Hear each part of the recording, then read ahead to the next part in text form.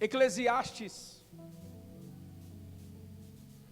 está dentre a classificação dos livros da Bíblia que nós chamamos de livros sapienciais ou livro de sabedoria, atribuído a Salomão. É importante você entender algumas coisas sobre esse livro, porque é atribuído esse livro na velhice de Salomão. Cantares de Salomão é atribuído na sua virilidade, na sua juventude. Livro de Provérbios é atribuído a ele na sua idade mediana ou meia idade, mas a sua velhice é atribuído o livro de Eclesiastes. Leio então Eclesiastes capítulo 7, versículo 1 até o versículo 5. Quem não encontrou aí, quem encontrou diga amém. Quem não encontrou pode acompanhar no telão. O bom nome é melhor do que o perfume finíssimo, e o dia da morte é melhor. Isso mesmo, o dia da morte é melhor do que o dia do nascimento. É melhor ir à casa onde há luto do que à casa em festa, pois a morte é o destino de todos, e os vivos devem levar isso a sério. A tristeza é melhor do que o riso, porque o rosto triste melhora o coração. O coração do sábio está na casa onde há luto, mas a do tolo na casa da alegria. Melhor é ouvir a repreensão do sábio do que a canção dos tolos. Pai, muito obrigado pelo teu amor, pelo teu cuidado sobre nós nessa noite.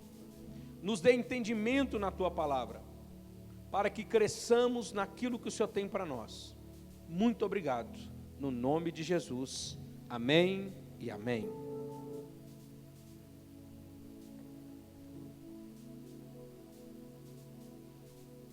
Eu vou contar para vocês como que eu preparei essa mensagem hoje pela manhã.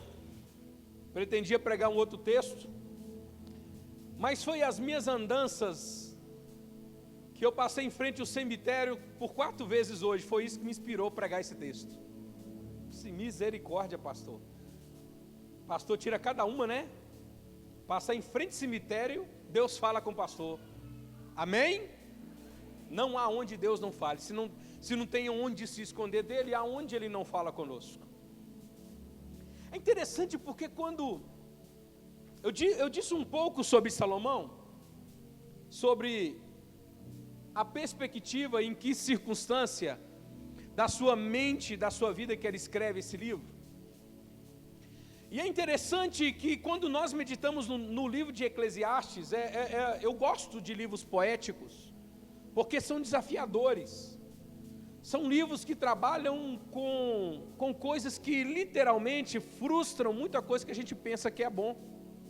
E esses livros poéticos, Jó, Salmos, Provérbios, Eclesiastes, Cantares de Salomão, em especial, prego muito Jó e Eclesiastes, ele nos fazem ver a vida sob uma ótica diferente da qual nós estamos acostumados a tentar ver o bom da vida, ou o lado bom das coisas, ou ver o benefício das coisas. Interessante que quando Salomão, antes dele falar sobre esse assunto do capítulo 7, ele no capítulo 6 e no versículo de número 2, ele fala assim: na verdade, quem sabe o que é bom para o homem? Ele começa com essa pergunta no versículo 12: quem sabe o que é melhor para o homem? Nos poucos dias da sua vida vazia, que passa como uma sombra. E quando você entra no capítulo de número 7, ele por várias vezes ele vai usar a expressão é melhor, é melhor, é melhor. Ele usa essa expressão como explicação de uma pergunta feita no final do capítulo 6. O que é bom para o homem? O que é melhor para o homem?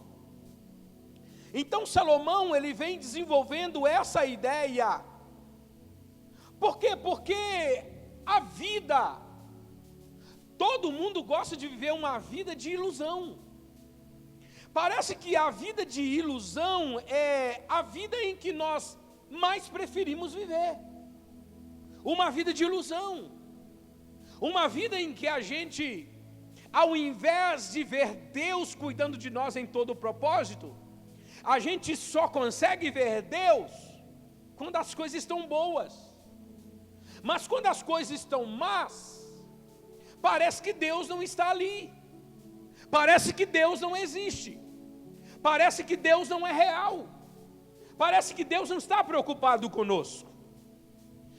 E ele, exatamente por isso que ele entra nesse texto, em que ele vai mostrar que tem coisas que estão preservando a nossa vida diante dele, que nós imputamos e nós queremos manter distância dessas coisas.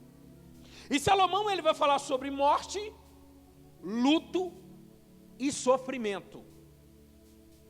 Por quê? Porque ele vai falar dessas três palavrinhas-chave, que para nós é um absurdo. Falar de morte, falar de luto e falar de sofrimento, é falar de alguma coisa que não é atrativa, que não atrai, que não é uma mensagem que a gente quer ouvir. Na verdade, quando eu leio o livro de Eclesiastes, eu entendo que o personagem, o que Salomão quer dizer aqui. Sabe o que Salomão quer dizer aqui? Não estou nem aí se você gostou ou não gostou. Amém? Dorme com essa. Por quê? Porque Salomão já estava velho, e ele não estava muito preocupado agora em ficar floreando a vida.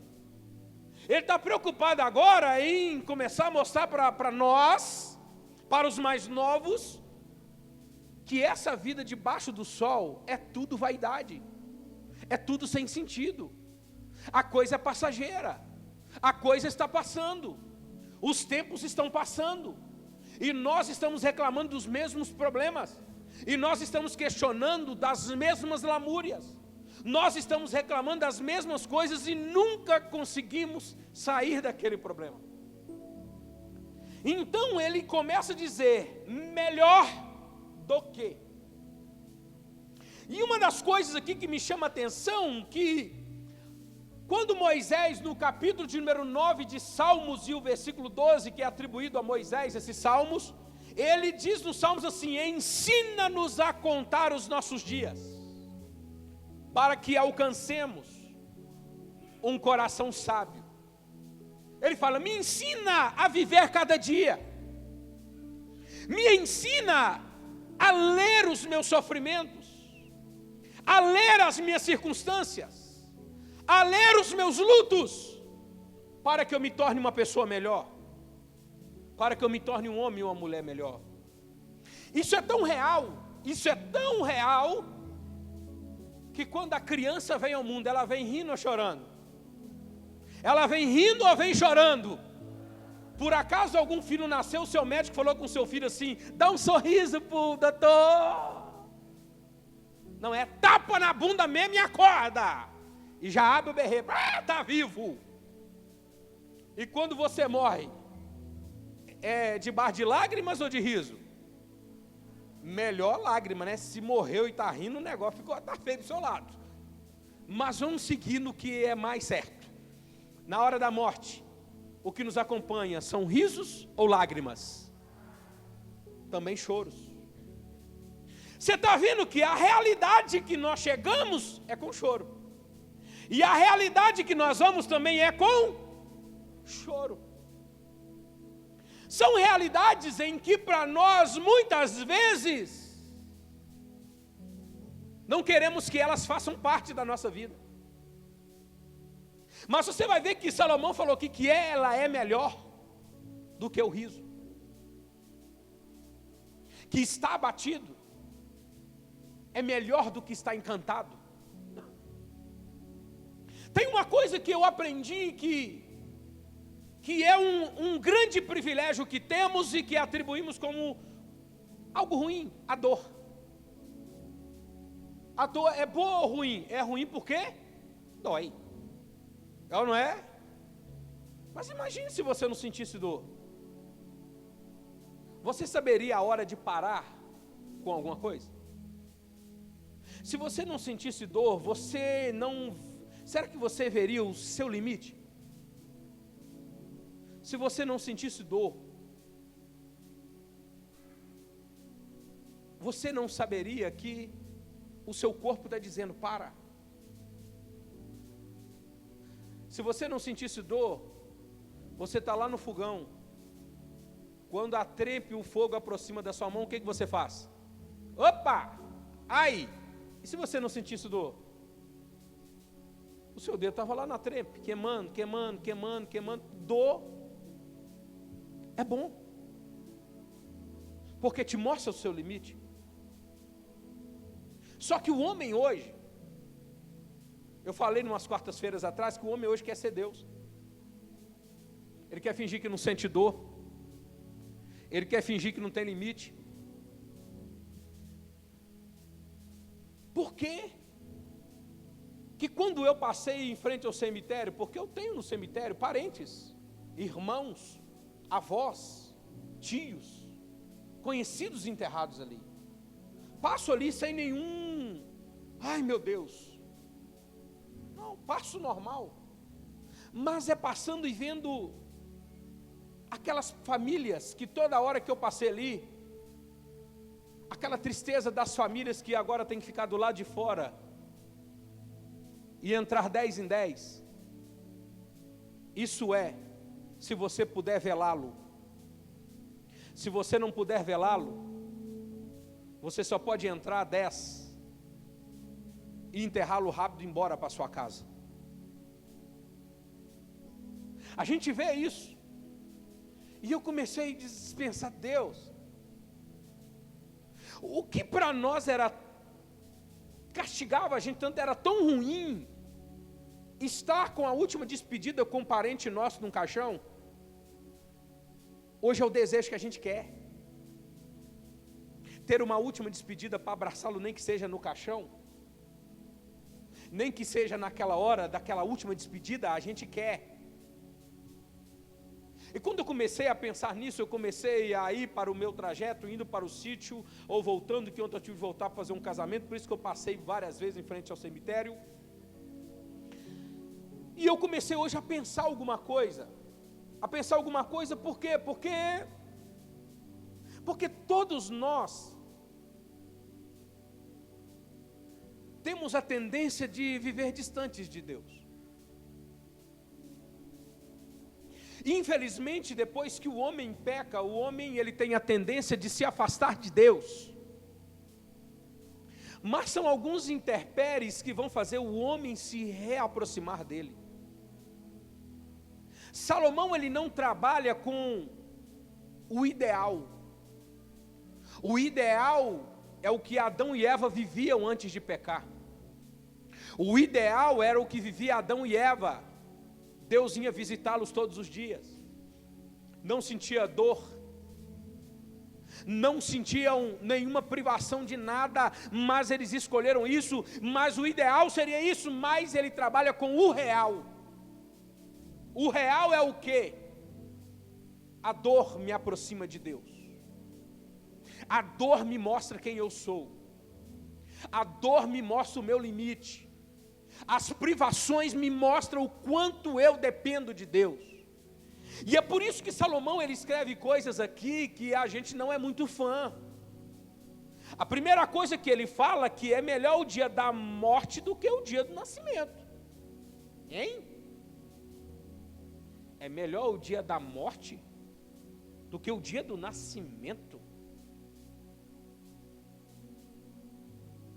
O que Salomão está querendo dizer que é melhor morrer do que nascer? Porque quando você morre, você leva um legado. Quando você nasce, você tem que construir um legado.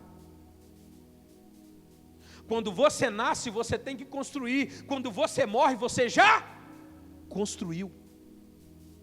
Aí que vem a pergunta aqui, o que você está construindo com Deus? Tem 2 documentos na sua vida que eu aprendi, 2 documentos que você não tem nenhuma autonomia de fazê-los. O primeiro é a certidão de nascimento. Quem faz para você? Geralmente é o pai, porque a mãe está lá, no hospital. Aí os homens correm. E qual que é o segundo documento? Atestado de... Esses dois documentos, um marca o início e o outro marca o... Nenhum deles você fez. Nenhum deles você estava no cartório para fazer. Mas a pergunta que Salomão deixa para nós aqui é: o que você está fazendo durante esse tempo? O que você está fazendo durante esse tempo do seu nascimento ao tempo da sua morte? Que tipo de pessoa que você está sendo? Você não escolhe o dia de nascer, não escolheu nem o seu nome. Mas que tipo de pessoa que você está escolhendo ser durante esse período? Por isso que ele fala que o dia da morte é melhor do que o dia do nascimento.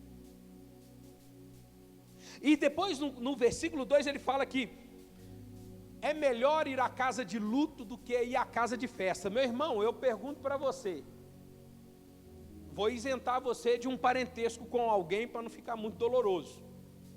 Mas é alguém que você não conhece. Chega alguém para você, chegam dois amigos e fala assim: rapaz, eu tenho um compromisso muito bom para te ajudar. Vamos ali que tem um luto ali de um conhecido. Aí você fala: luto? Velório? Chega o outro: rapaz, tem um churrasco ali. Aonde que você ia escolher ir? Seja sincero, no churrasco ou no velório? Lembrando que o velório não é de ninguém que você conhece. É no churrasco ou no velório? Salomão falou assim: lá é o pior lugar para você ir. Sabe por quê? Porque lá no churrasco, lá na festa, os homens não estão preocupados com o seu fim. Os homens não estão se preocupando em ser uma pessoa melhor. Quer um exemplo? Porque quando você vai, mesmo que você vai num velório, quando você chega no velório, você já chega ali e fala: de que essa pessoa morreu? Morreu de acidente de carro, estava correndo demais, ultrapassando irresponsavelmente. Você que fazia isso, quando você sai com um carro lá, você sai com um carro de que jeito? Correndo? Você sai com o bichinho só no totalzinho. E a mulher até virou: o que aconteceu com você? Nada não, foi o velório. Porque a situação mostrou para você: cuidado, você também está no mesmo barco. Aqui Salomão ele falou por quê? Porque é melhor ir à casa de luto. Olha o conselho que Salomão dá. Se um dia aparecer um churrasco para você, um velório, Salomão diria para você: vá no velório. Você pode escolher, o pastor não pode escolher, porque pastor, churrasco e velório, ele tem que ir no velório. Nos dois não, meu irmão. Os irmãos querem complicar a gente. É perigoso você ir no velório e no churrasco, vai lá, o pastor saiu do velório e já foi para o churrasco. Marca o churrasco para o outro dia, por favor. Mas o que é isso? Porque Salomão ele está querendo dizer aqui, ele está querendo nos dizer que a casa da festa é uma casa de ilusão. O cara compra coisa prestação, não preocupa, não, estou nem aí, eu quero fazer festa. Ninguém está preocupado com o dia de amanhã, na festa ninguém está preocupado horário de dormir, não, mas no velório, lá no velório, na casa do luto, aquilo te contagia, aquilo te deixa introspectivo, aquilo te deixa pensativo, em chegar em certas situações, em ver situações acontecendo, e você quando está ali, se você, isso aqui não é para fragilizar ninguém, é para você entender, eu estou cortando em miúdos o que Salomão está dizendo. Você que é mãe, chega no velório de um filho, de uma mãe, você não consegue não ver o seu filho ali. Você que é um irmão, e vai no velório de alguém que está enterrando o irmão, você não consegue não ver o seu irmão ali. Você se vê naquela situação, você chora com aquela pessoa, porque ali você está vendo o fim, porque ali você está vendo a necessidade de abraçar mais, de perdoar mais, de amar mais, porque a morte pode chegar e você não tem tempo para resolver isso mais. Porque o dia do luto chega e você não vai poder dizer mais: ei, eu queria te dizer mais uma vez que eu te amo. Eu queria te dizer mais uma vez que eu te perdoo. Eu queria te dizer mais uma vez que eu queria te dar o último abraço, mas que você olhasse para mim. A morte é de repente. A morte acontece de uma hora para outra, mas as nossas despedidas são todos os dias. Aí vem a minha pergunta para você: como foi a sua última despedida com seu pai, com a sua mãe, com seu irmão, com a sua tia, com seu tio? Como foi? Preocupa não, que eu não estou preocupado que você dê glória a Deus hoje, porque essa mensagem que Deus me deu na frente do cemitério. Sabe o que é isso? É Salomão dizendo para nós aqui: preocupe em ser e viver o propósito que Deus traçou para você. Nós estamos querendo fugir do propósito de Deus. Todos os dias a gente arruma desculpa, todos os dias a gente arruma entretenimento, todos os dias a gente arruma coisa para fugir do propósito de Deus. Todos os dias a gente arruma uma desculpa para dizer: não tive tempo para fazer isso, não tive tempo para fazer aquilo. Está aqui o Guilherme e a Josielen, ficaram quase 3 dias sem ver os 2 filhos pequenos. Foi ou não foi? Foi difícil, ainda bem que tem sogra, tem mãe. A mãe está assim, mas arrumou um jeito. Sabe o que é? Eu preciso de viver um propósito. Deus já foi 10 pedrinhas direto sua coroa, irmã. Olha bem, sabe o que é isso? Porque a morte chega e você não pode fazer mais nada. Mas estando na casa do luto, te mostra: o tempo é mais curto do que eu penso que ele é. O tempo está mais curto do que eu penso do que ele é. O que eu estou fazendo com a minha vida?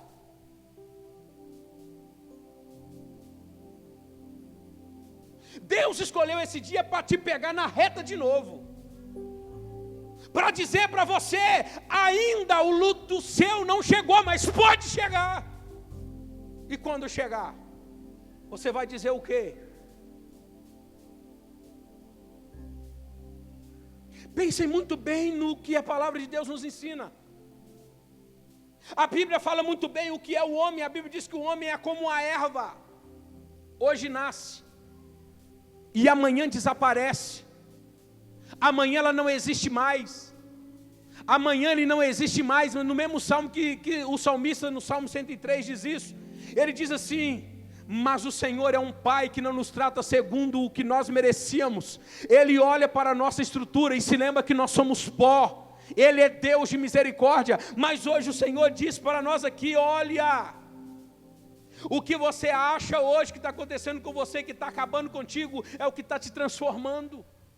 É o que está te colocando uma pessoa mais madura. Porque as circunstâncias, você não tem controle sobre as circunstâncias, mas aquele que é poderoso, ele pode transformar a circunstância para fazer você de um homem, uma mulher melhor, uma pessoa mais caridosa, uma pessoa que ama mais.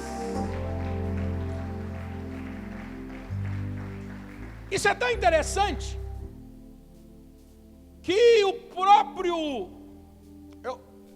Eu vou ter que parar, porque o tempo aqui eu falaria mais 1 hora aqui, porque eu só falei no versículo 2.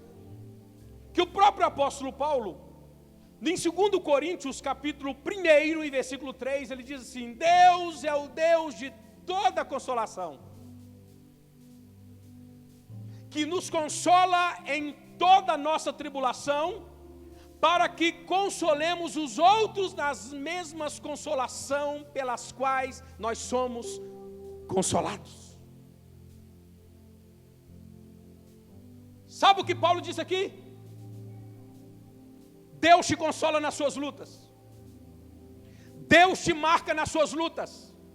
Deus te marca nos seus intempéries, para que depois que Ele te consola, você vá a alguém que está vivendo a mesma situação que você viveu, e você chegue para ela e diga: o mesmo Deus que foi comigo é o mesmo Deus que será com você. posso te dar esse exemplo da minha vida, porque você passa no cemitério e você lembra da sua vida. Você vê as marcas, mas não sente aquela dor. Como eu disse, eu tenho irmãos que faleceram. Um dia no especial da empresa, no meio do caminho o especial parou. Achei que alguém está descendo no meio do caminho e tal, só que depois, mais à frente, fiquei sabendo que era a responsável pelo nosso ambulatório, pelo centro médico da empresa. Ela desceu porque o marido dela foi pegar na porta do ônibus que o irmão dela tinha acabado de morrer de acidente de carro. E eu orei por ela.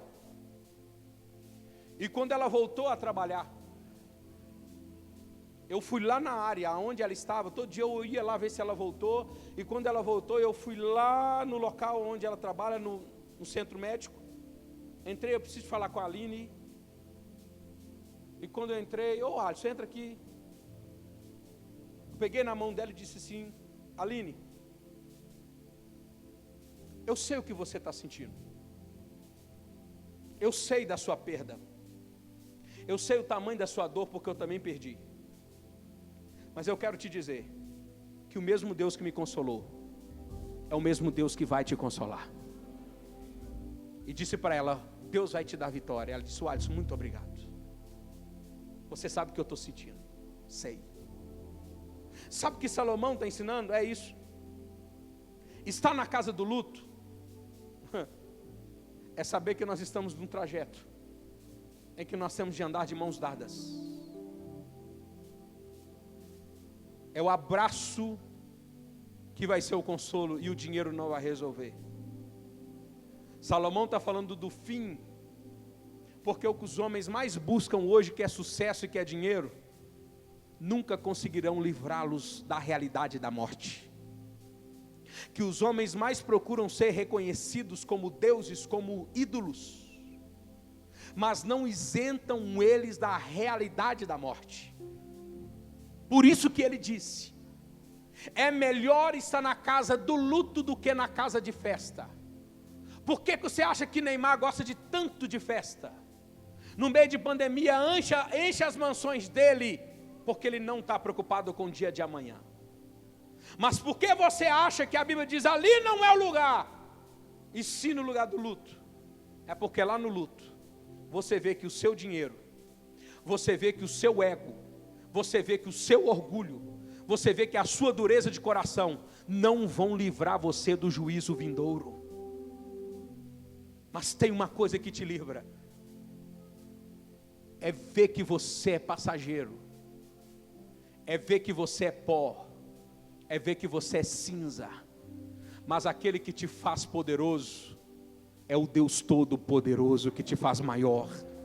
É Ele que te faz. E eu preciso concluir, porque as horas aqui já me mandam parar. E no versículo 3 ele vai dizer: a tristeza é melhor do que o riso, porque o rosto triste melhora o coração. Você não vê ninguém triste e orgulhoso. A tristeza derruba o orgulho, derruba o ego. Na tristeza a pessoa não vem mostrar o dinheiro que ela tem. E quando a pessoa está triste, para ela a mansão ou uma casa na favela não faz diferença, porque a tristeza não avalia, ela não vem na medida do lugar que você mora, ela vem do jeito que ela é. No 4, o coração do sábio está na casa onde há luto, mas do tolo na casa da alegria. É melhor ouvir a repreensão de um sábio do que a canção dos tolos.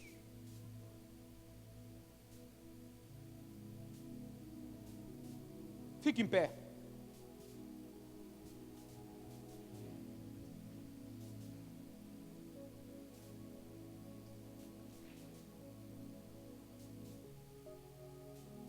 O conselho de Deus para nós aqui hoje, em pleno culto de domingo à noite, que você tem que entender quem você é, que você tem que descer dos degraus que você subiu por conta própria, achando que é melhor do que alguém, que é um semideus. Não. Deus tem um propósito em nós. Que a vida tem um propósito, mas precisamos de disciplina para vivermos esse propósito. E a disciplina é: eu sou pó, eu sou cinza, eu sou passageiro. Uma hora pode entrar na internet, o Google mostra quase tudo, né? Pesquisa no Google e coloca assim: me mostra a diferença do esqueleto do rico e do pobre. Me mostra a diferença do esqueleto do milionário e do miserável. O que o Google vai te mostrar vai ser ossos. Mas pergunta para o Google: quem que é rico e quem que é pobre aqui? Se você não souber o jazido onde ele estava, colocar na sua frente, sabe quem é homem e quem é mulher, mas quem era rico e quem era pobre? Balbal. Não tem jeito de saber. Porque o luto mostra que tem um tempo que iguala você a todo mundo, que é a morte. Mas tem um tempo que nós podemos viver diferente, é o hoje. É escolher Deus, é escolhê-lo sob o controle total da nossa vida. Quantos creem que Deus é o dono da nossa vida? Diga amém.